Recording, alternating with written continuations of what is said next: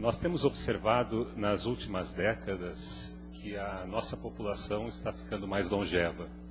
Isso se deve por muitos fatores, né? Muitos fatores. Mas um dos mais importantes tem sido a melhor compreensão da doença coronariana. Melhor compreensão e, com isso, a melhor intervenção para prevenção, tanto primária como secundária. Por se tratar de um assunto fundamental, que nós temos aqui no hospital uma população muito grande que nos busca tanto nas emergências como nos ambulatórios, então nós convidamos a professora Carize Polanzik para fazer uma apresentação, nos atualizando sobre o que há de novo, quais são as coisas clássicas da cardiopatia isquêmica crônica e o que há de novo em terapêutica.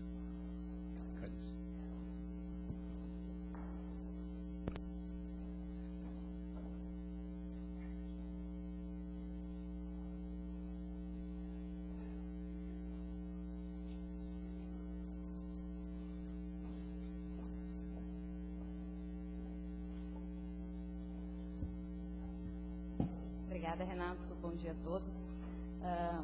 Agradecer ao Renato pelo convite para falar no Grande Round, que sempre é um prazer e uma honra para qualquer pessoa convidada dessa instituição. E uma responsabilidade. Nós temos aqui certamente alunos, grupos de graduação, pós-graduação, prezados professores. Realmente eu espero, nos próximos 40 minutos, abordar alguns aspectos relacionados ao manejo contemporâneo da doença arterial coronariana.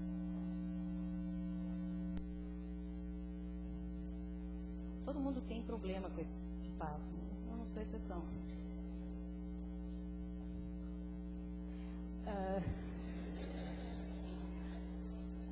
Nós sabemos que, como o Renato comentou, que as doenças cardiovasculares são extremamente prevalentes. Cada vez mais nós temos visto esse tipo de paciente.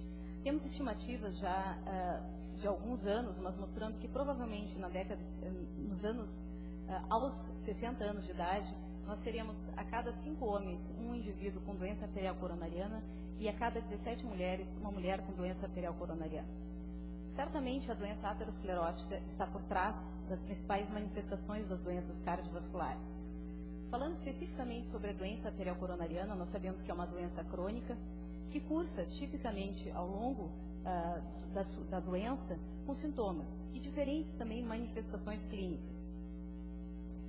Olhando essa representação esquemática, nós sabemos que essa doença arterial coronariana passa por muitos anos desapercebida ou na sua forma silenciosa, sem expressão, e na medida que existe progressão da doença e eventualmente por mecanismos ainda que não entendemos muito bem, diferentes apresentações clínicas, o paciente pode se apresentar um quadro de angina, infarto, ele pode ter um quadro de morte súbita, eventualmente como uma primeira manifestação, ou apresentar sintomas de isquemia, angina, que cursa também com fases mais progressivas e instáveis e outras mais estáveis.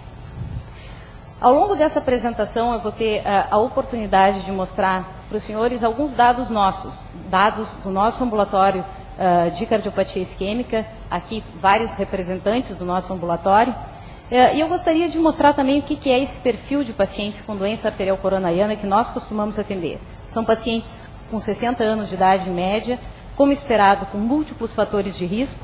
No nosso ambulatório, certamente por ser talvez uma referência e pegar muitos pacientes que vêm na nossa emergência, é um percentual expressivo, tem infarto agudo do miocárdio prévio, e esse aspecto também é importante. Mais da metade dos pacientes que nós acompanhamos já foram submetidos a algum tipo de revascularização.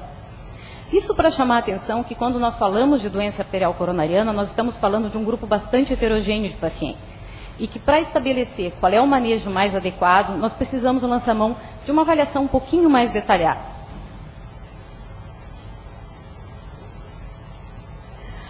Nessa avaliação mais detalhada, além de dados da história, onde se estabelece qual é a classe funcional do paciente, quais são os sintomas do paciente, e quanto isso impacta a vida do paciente, nós precisamos também avaliar a presença dos fatores de risco para a doença, o controle desses fatores de risco e, eventualmente, outros agravantes da doença. Nós precisamos estabelecer uma estratégia de avaliar a gravidade e o risco desse indivíduo de ter algum evento nos próximos anos, para aí sim estabelecer qual é a melhor estratégia do ponto de vista de terapia para essa população. Chamo a atenção e sempre reforço isso com os alunos, residentes, precisamos avaliar mais objetivamente a classe funcional dos nossos pacientes com doença arterial coronariana. Até para permitir uma comparação e uma evolução deles quando eles estão aqui no nosso ambulatório ou quando eles chegam para o nosso acompanhamento. A mais utilizada é a classificação canadense, que reforça aspectos da vida do dia a dia do paciente, se ele tem sintomas especificamente, se ele tem angina ou não, e isso nós devemos avaliar em todos os nossos pacientes. Além dessa avaliação clínica, foge um pouco do escopo do grande round de hoje, mas eu gostaria de mencionar que nós precisamos lançar mão de outros exames, exames numa situação eventualmente de repouso, exames numa situação de estresse, para avaliar isquemia, e exames para avaliar hemodinâmica, função ventricular desses pacientes, para poder estabelecer com alguma precisão qual é o risco desse indivíduo, qual é a chance desse indivíduo ter uma evolução desfavorável. E aqui, quando a gente fala em risco, a gente fala muito mais no risco relacionado à morte, né? É considerado um indivíduo de alto risco aquele que tem uma mortalidade estimada acima de 2%, as diretrizes europeias usam 2%, as americanas usam 3%, e é considerado um indivíduo de baixo risco aquele que a gente consegue estimar uma mortalidade anual inferior a 1%. Essas informações são importantes não só para estabelecer o prognóstico e para poder conversar com o paciente, orientar o paciente em relação à doença, mas também para nos orientar em relação a qual é a melhor estratégia terapêutica nesses casos. Isso aqui é um fluxograma da própria diretriz europeia de manejo de angina instável, só chamando a atenção que todo o fluxo de investigação desse paciente, a decisão de realizar cateterismo e, eventualmente, depois a terapia, é baseada nessa estratificação inicial de risco. Nós sabemos que não é uma patologia benigna. Isso aqui são dados não de ensaios clínicos randomizados, isso aqui são dados de uma corte de pacientes consecutivos com doença arterial coronariana e com classe funcional 1 e 2, mostrando que, mais ou menos, aproximadamente em 5 anos, a mortalidade dessa população pode chegar a 20%. A incidência anual de eventos fica na ordem de 2% a 3%, numa população um pouco mais referenciada. E o que nós não queremos é que os pacientes tenham esse curso. Nosso objetivo com o manejo da doença arterial coronariana é reduzir esses eventos, especificamente reduzir a mortalidade relacionada com os quadros de instabilização e certamente reduzir os sintomas, fazer com que o paciente se sinta melhor, não tenha angina e evitar que essa doença progrida. Nós não queremos que esse paciente entre numa fase de insuficiência cardíaca ou numa fase terminal de miocardiopatia. Os objetivos são focados nesses 4 aspectos. Reduzir, como eu comentei, a mortalidade dos eventos cardiovasculares, aliviar os sintomas e reduzir a isquemia desses pacientes, buscar um controle adequado dos fatores de risco, porque existe uma progressão da doença arterial coronariana, e identificar e controlar potencialmente outros fatores agravantes e precipitantes. Vamos começar falando um pouquinho do manejo farmacológico, buscando a prevenção de desfechos, infarto e morte. Quais são as evidências que nós temos, qual é o tratamento que nós temos realmente que instituir nessa população. Falando em doença arterial coronariana, antiagregante plaquetário é o que vem sempre à mente. Isso aqui não mudou, nós estamos reforçando apenas esse manejo. Aspirina, nessa dose, é o que deve ser usado para todos os pacientes com doença arterial coronariana, a não ser que haja alguma contraindicação. Ciclopidina, clopidogrel ou os tianopiridínicos devem ser usados somente no paciente que tem intolerância à aspirina.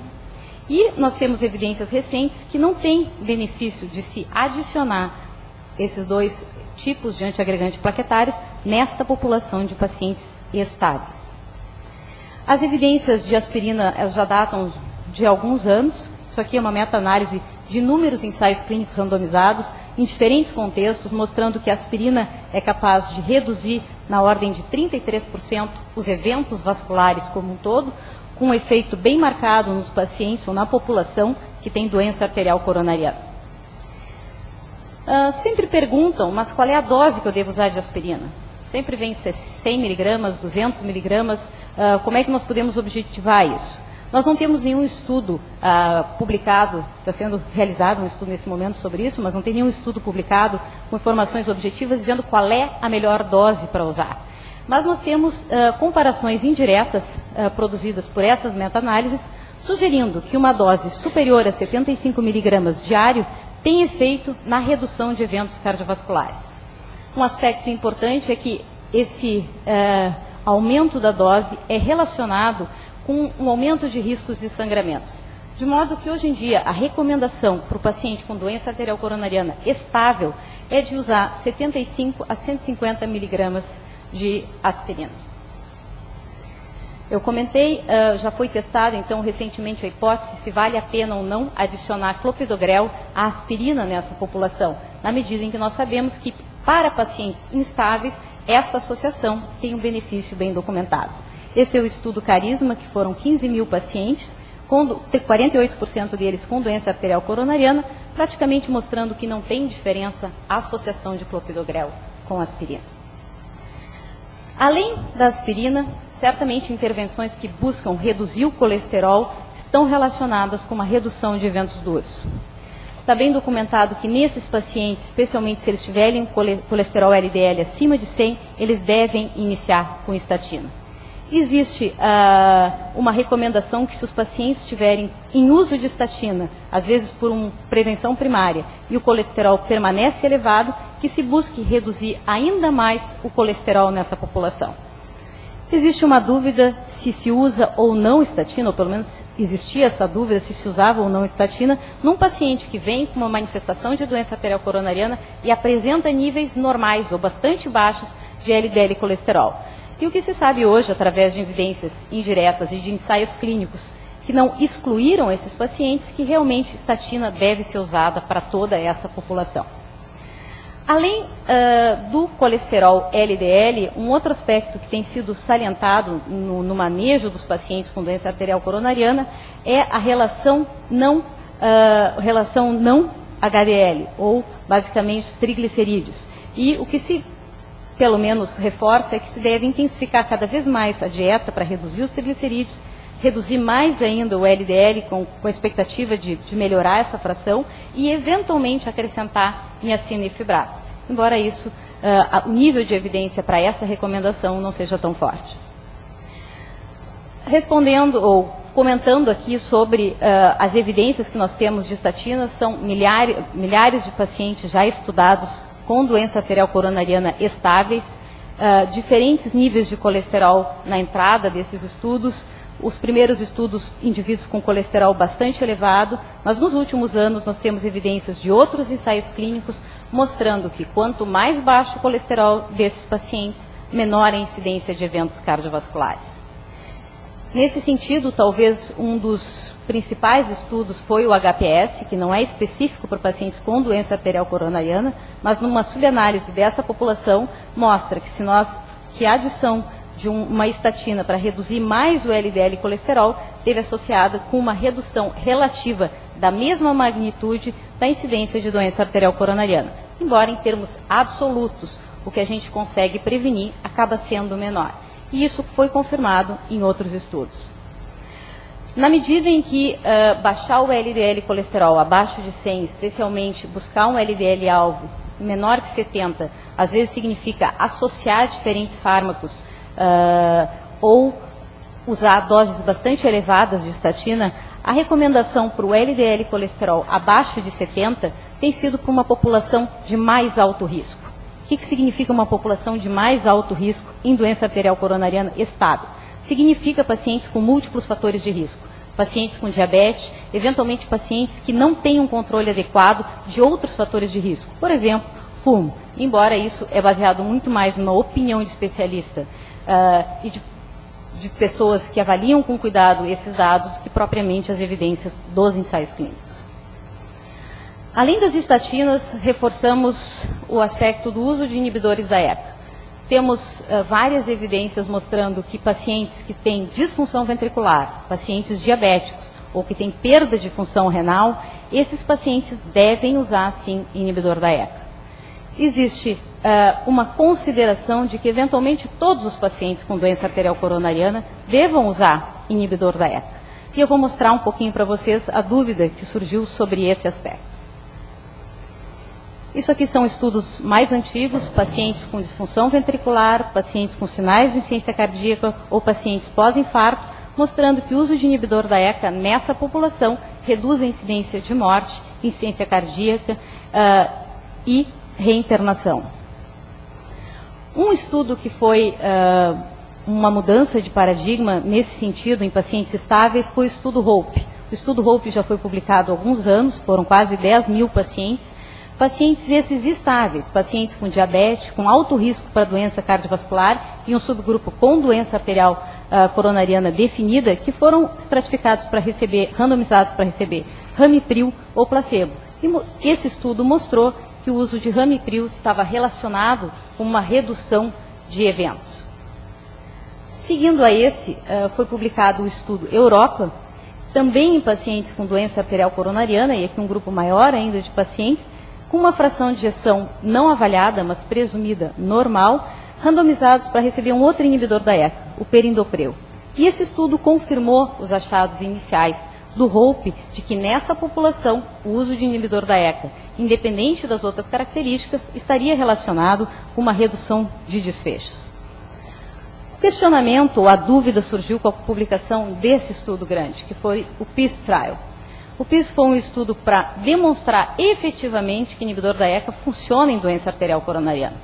Foi um número menor, um pouquinho de pacientes, foram 8 mil indivíduos randomizados, e aqui com fração de ejeção sabidamente normal, mostrando que o uso de inibidor da ECA num paciente sem as outras características, por si só, não mudou a história natural. Até hoje estamos tentando entender o que aconteceu com o PEACE. Por que o PEACE não deu positivo? E essa aqui é uma interpretação, uma análise de alguns autores, entre eles o Dr. Brauland, mostrando que o PEACE eventualmente era uma população em que a incidência de eventos foi mais baixa. Era uma população que não dá para dizer que ela era de mais baixo risco, mas eventualmente que ela foi mais bem tratada. Ela usou outros fármacos, ela teve um controle mais adequado de fatores de risco e que eventualmente, por isso, nessa população, o inibidor da ECA não associou nenhum benefício, ou não teve associado nenhum benefício. Esses seriam, então, os fármacos hoje que nós temos maior evidência de que nós devemos procurar usar quando estivermos frente a um paciente com doença arterial coronariana. Independente de controle de sintomas, independente da manifestação clínica dele, porque nós sabemos que no curso dessa doença, o uso desses fármacos está relacionado com um melhor prognóstico. Nós também temos que buscar um controle dos fatores de risco tradicionais. Nós sabemos que nós temos que tratar a hipertensão arterial sistêmica desses pacientes. Nós temos que fazer com que os pacientes que fumem parem de fumar. Por incrível que pareça, esse aspecto fica, às vezes, deixado de lado no manejo da doença arterial coronariana. Pacientes que têm diabetes também têm que buscar um controle adequado da sua doença. E também temos que reforçar as medidas não farmacológicas. Programa de exercício e adequação de peso e uma dieta favorável. O professor Fux está aqui, eu não posso deixar de mencionar que o controle da hipertensão é extremamente importante nessa população. Isso aqui não são dados de pacientes com doença arterial coronariana, são dados da população em geral, mas mostrando que a redução, níveis de pressão estão relacionados com doença isquêmica cardíaca. Nós temos que buscar níveis de pressão normais nessa população. A dieta, existe uma dieta recomendada, padrão, como considerada uma dieta saudável, que também deve ser perseguida nos pacientes com doença arterial coronariana, adequando a ingesta calórica ao gasto e, eventualmente, a necessidade de perder peso, com incentivo a peixes, carne magras, aves, leites e derivados, buscando também um consumo moderado de sal e uma limitação do álcool para doses moderadas. Em relação à dieta, talvez um aspecto importante de chamar a atenção é que tem sido discutida o papel de alguns tipos de dieta como protetores cardiovasculares. Nessa linha, talvez as dietas do Mediterrâneo, as dietas índio-mediterrâneas, são as que realmente provaram ou demonstraram que podem ter algum efeito. Essas dietas reforçam um aumento da ingesta de ácidos graxos, às custas de um aumento de ingesta de peixe e óleo de canola, uma redução de gorduras saturadas e um aumento de frutas e vegetais, nozes, cereais, leguminosas, né? ênfase nesse tipo de alimento. Não é apenas um ensaio clínico, são vários ensaios clínicos que mostraram que o uso desse tipo de dieta, quando comparado com uma dieta convencional, está relacionado com uma redução de morte e eventos cardiovasculares fatais e não fatais. A nossa maior limitação, às vezes, é a efetividade, quanto nós conseguimos não só recomendar esse tipo de dieta para os nossos pacientes, mas fazer com que eles tenham condições de ingerir uma dieta desse padrão. Na nossa população aqui do ambulatório, o Cook que estava por ali, é quase fora da realidade, né, Cook? Bastante difícil. Além da dieta, atividade física. Nós temos agora mais evidências de que a atividade física deve ser reforçada, deve ser recomendada e perseguida nesses pacientes. A recomendação é pelo menos 30 minutos de exercícios moderados por 3 a 4 dias da semana, idealmente todos os dias da semana. Uma atividade aeróbica seguida também de uma atividade de resistência. O que tem sido a nossa prática e o que a gente consegue implementar no ambulatório, na verdade, é o incremento de atividade física diária. Nós temos lançado mão de diferentes estratégias junto com os nossos pacientes de descer antes na parada do ônibus, de fazer a volta na quadra, para fazer eles se mexerem mais e aderir mais a esse aspecto. Por muito tempo, a recomendação de atividade física era baseada num sentimento, numa sensação de que tinha um benefício, mas agora nós temos dados mais concretos de que realmente pessoas que aderem a uma atividade física têm um impacto na sua doença. Esse aqui é um estudo observacional de atividade física e atividade física relatada, mas numa população de doença arterial coronariana, mostrando que, independente da intensidade do exercício, né, os pacientes que tinham uma adesão a algum tipo de atividade física tinham uma redução da mortalidade ajustada para a idade. Além disso, nós temos também algumas evidências de que exercício, um programa de exercício bem estruturado, não só melhora esses desfechos em longo prazo, mas eventualmente pode fazer com que o paciente fique mais controlado dos sintomas. Esse aqui é um ensaio clínico randomizado, bastante interessante, comparando intervenção coronariana com programa de exercício, um número pequeno de pacientes, mas mostrando que o exercício manteve a população livre de eventos num percentual maior do que o procedimento de intervenção. Além do controle dos fatores de risco, controle ou uma busca de redução de eventos, nós temos que tratar esses pacientes. Muitos pacientes são assintomáticos, mas um percentual expressivo vem para nós com angina, com dor no peito. E quem acompanha esses pacientes sabe, não é qualquer dor. Os pacientes realmente apresentam uma limitação por esse sintoma. Às vezes a impressão que eu tenho é que as pessoas minimizam a angina como manifestação e acham que a dor é uma coisa secundária. Não, isso debilita bastante esses pacientes. A qualidade de vida fica bastante reduzida e eles deixam de ter uma vida normal.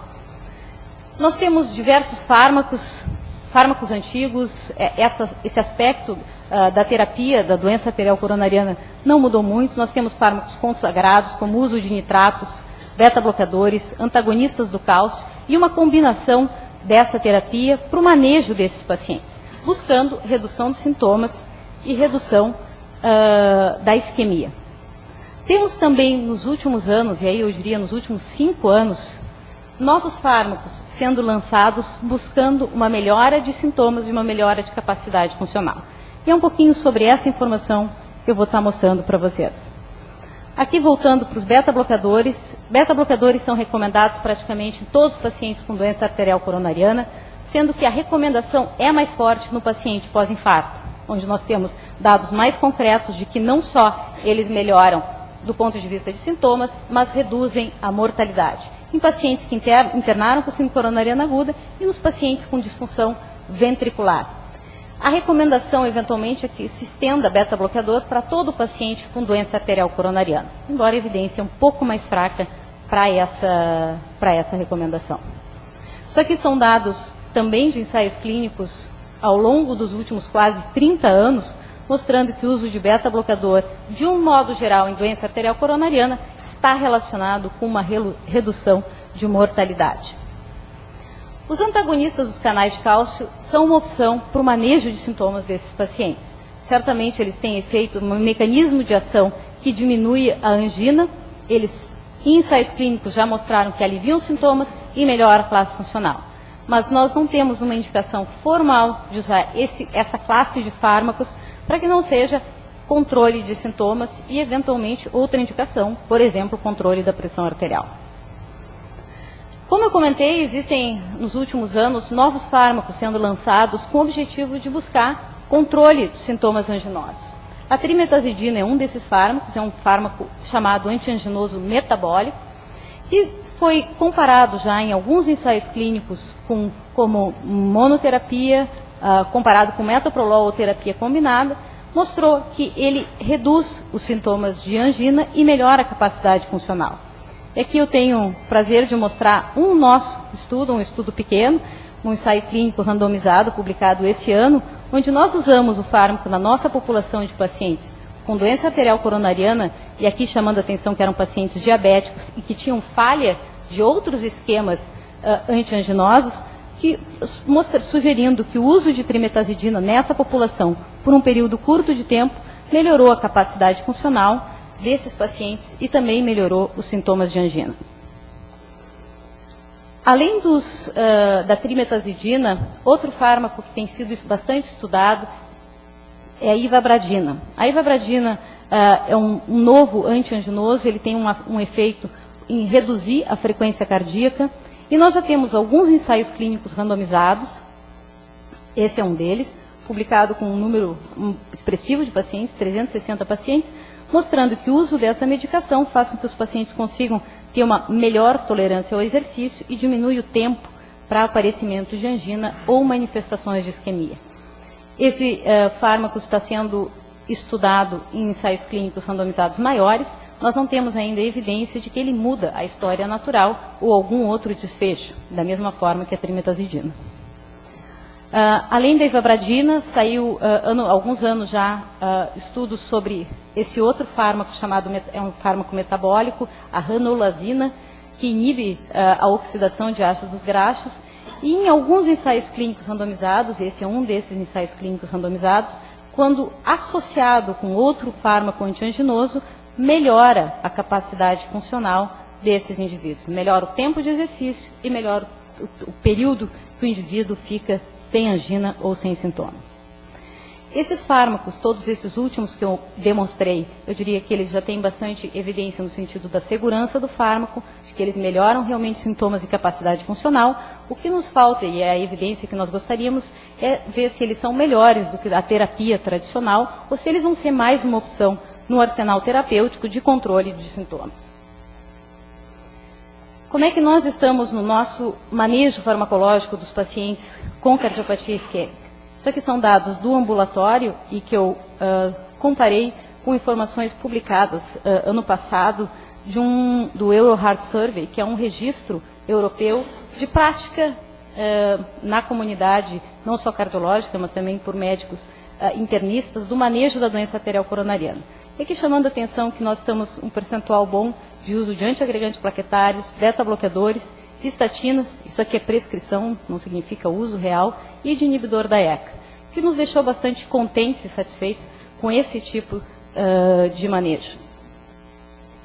O que nós queremos com o paciente até então? Nós queremos ter certeza que ele está com um manejo satisfatório da sua doença. O que eu entendo por um manejo satisfatório?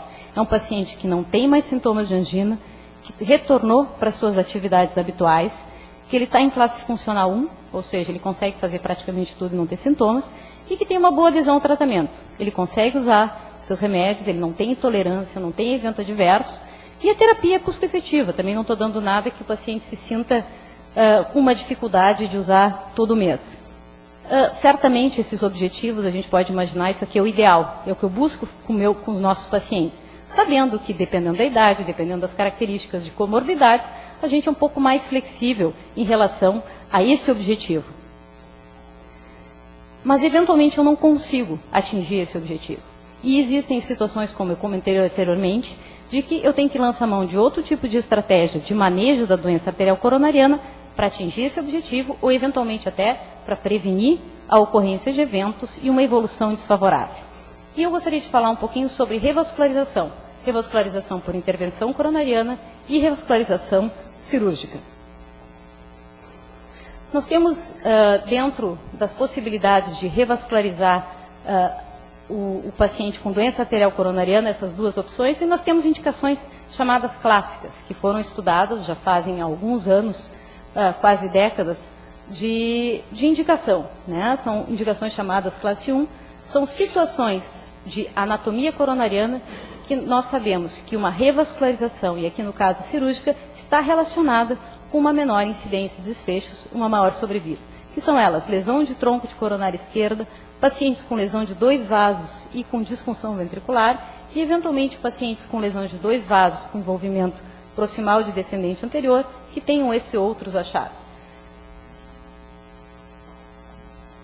Além da revascularização cirúrgica, cada vez mais, e vocês devem estar acompanhando, nós temos a opção, tem melhorado do ponto de vista técnico, a possibilidade de refazer esse tipo de estratégia de reperfundir revascularizar o miocárdio, usando uma técnica percutânea. Nós sabemos que esse procedimento é possível de ser realizado tanto num vaso, quando o paciente tem comprometimento multiarterial, é realizado com alta taxa de sucesso, hoje em dia temos terapia adjuvante que permite isso, e um risco de mortalidade extremamente baixo. Certamente, tanto intervenção percutânea quanto cirúrgicas podem ser consideradas uma opção para pacientes com sintomas, com lesões de 2 ou 3 vasos e que não tenham disfunção, e que nós temos evidências de estudos mostrando que, quando comparado com o tratamento clínico, a intervenção parece não oferecer benefício em termos de sobrevida, mas existe uma melhora expressiva em termos de sintomas e de qualidade de vida. Algumas informações um pouquinho mais detalhadas. Nós temos vários estudos que compararam cirurgia com intervenção percutânea, e a maioria das evidências, a maioria da informação que nós temos vem de doença multiarterial, são 6 principais ensaios clínicos, e que avaliaram, a maioria, com pacientes com lesão de 2 ou 3 vasos e sem disfunção ventricular. E o que eles mostraram, de uma maneira combinada, que não existe diferença entre essas duas estratégias em relação à mortalidade ou desfecho combinado. Alguns desses estudos foram realizados ainda na era pré-estente, ou com percentual pequeno de estentes, e era mais comum a revascularização no grupo que era submetido à intervenção percutânea. E existe um favorecimento, um benefício maior da cirurgia em relação ao controle dos sintomas nos primeiros anos. E, além disso, o benefício parece ser maior e mais marcado em pacientes que têm diabetes. Eu diria, são mais escassas as evidências comparando intervenção coronariana percutânea com tratamento clínico.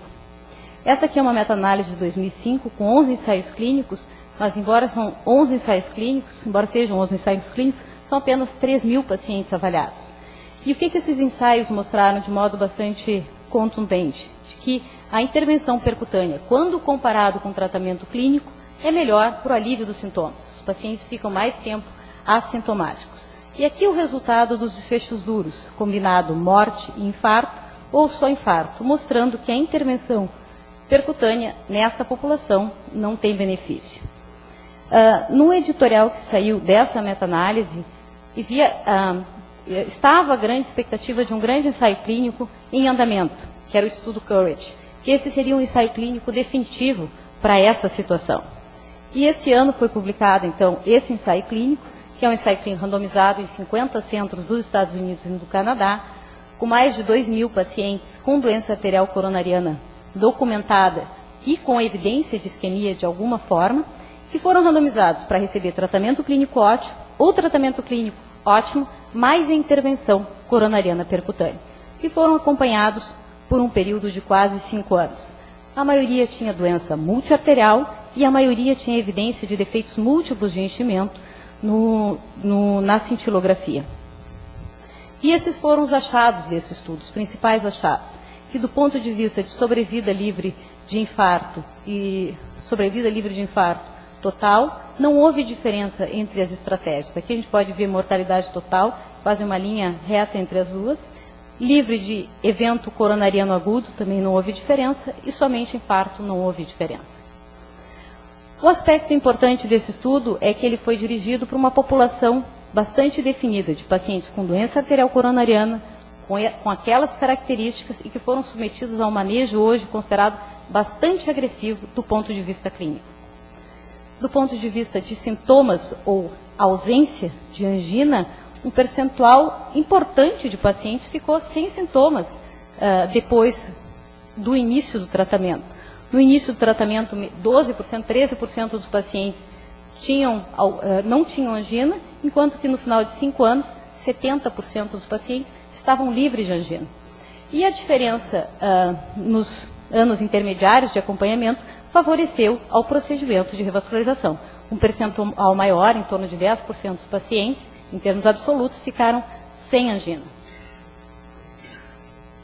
Gostaria só de fazer uma comparação em relação a um estudo bastante antigo, o estudo CAS.